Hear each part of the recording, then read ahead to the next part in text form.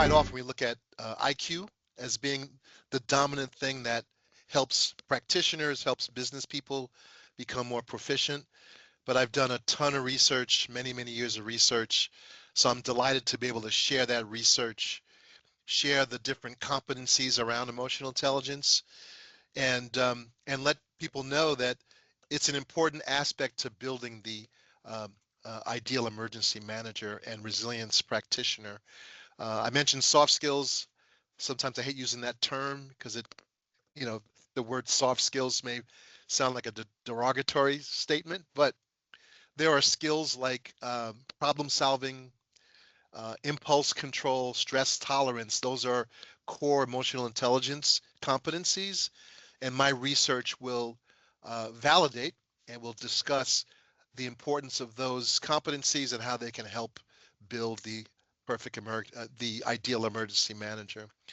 I think it's important with the complexities in the world, with just the complex nature of how we're reacting socially, economically, and anything we can do to build a better, more competent, more thought leader in emotional intelligence for the use, as an emergency manager, I think is important. So what attendees will take away, a few things. I'm really big on having folks take something away from my sessions, not just the content that they'll be, provided with, but actionable, tangible things that they can utilize once they get back to their organizations. So not only will attendees learn and understand the results of my research, which again looked at emotional intelligence competencies and building the ideal emergency manager, but they'll also understand how we can weave and how we plan to weave these emotional intelligence competencies into new training for emergency managers. So we're trying to build a roadmap, new tools, new toolkits, new training opportunities to enhance emotional intelligence in emergency managers.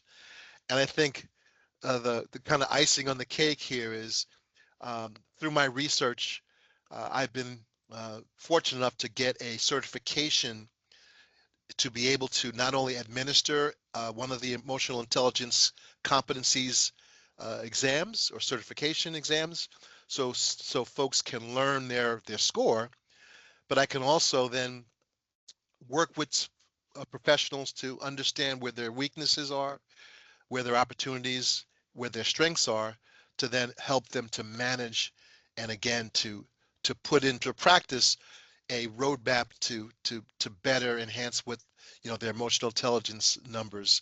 And I've had folks come take a benchmark, we talk about, analyze what they need to do, and then they come back and have another exam later on. So you'll have your own personal emotional intelligence score provided for you at the session.